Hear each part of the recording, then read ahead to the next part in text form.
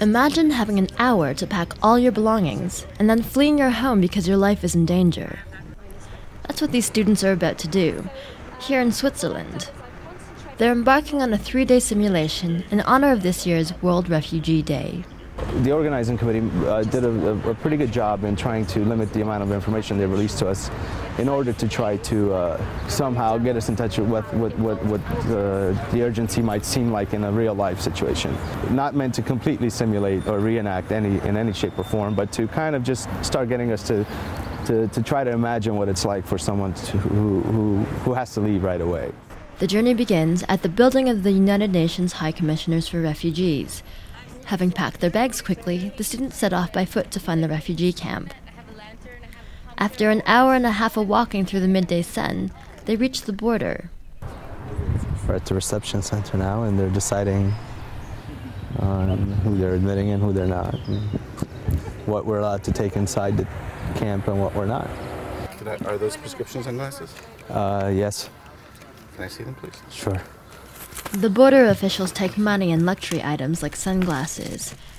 Even their deodorant is confiscated. On top of all that, they're told the camp has been moved further inland due to conflict areas at the border. Excuse me, this area is closed. You need to go out here and follow the road, please. 3 hours later, they arrive at UNHCR Camp Webster. The journey was absolutely horrible because we thought we have arrived when we arrived to Webster, but we have to walk another 5-10 kilometers, so it's horrible. The students are individually registered as refugees and then given ration cards. The camp area is the size of a backyard swimming pool, and they're not allowed to leave except to find food and water, or use the toilet. Olivia Delarue is with the UNHCR, who of course provided the equipment for this exercise. The level of awareness about the refugee issues is fairly low, and it's surprising because we are dealing with 42 million people, which is a huge number, a staggering number.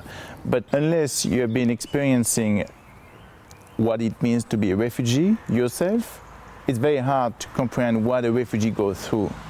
The fact that you have to leave a country, the fact you have to cross a border, the fact you have to negotiate the crossing of a border with a border guard. And this is the uncertainty. You don't know what will happen next day, and you don't control your destiny anymore. And this is why this kind of exercise is so powerful. As the first day comes to an end, the students settle down to a meal of rice and chickpeas. The next day, the students are really beginning to feel the sting of refugee life. Not good. I hope they stop now. When we went in the tent, we noticed that we were 8 with 6 blankets and 7 little mattresses.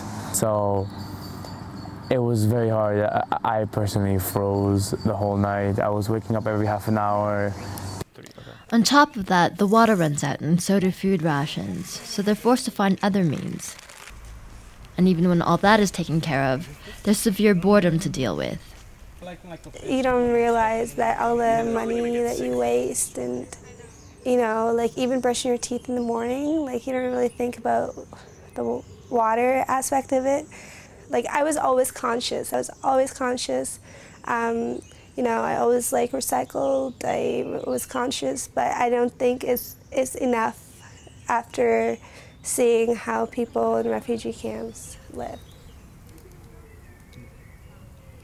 On the third and final day, the group is thoroughly exhausted. I think it's very easy in our normal daily lives to hear through the media about these natural disasters and the suffering of other people in far-off places. But it's easy to turn off and not to pay attention. And what these volunteers have done is to go into a space which simulates harsher conditions than they normally have, and to really think about what it's like maybe for other people. And we're hoping that we're helping students to develop and become active, aware and responsible defenders of human rights.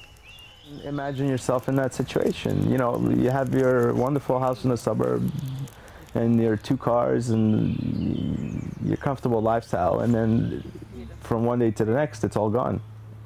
And then under the worst circumstances, your entire state is gone. You become stateless all of a sudden. Your whole identity vanishes. You're just not existing as far as the world is concerned. You're just almost a nuisance from one day to the next. I just can't turn my head the other way. I can't pretend it's not there, and I can't pretend not to see it. This Saturday, June 20th, is World Refugee Day. For more information, check out the links on our webpage. Amy Wong, World Radio Switzerland, in Bellevue.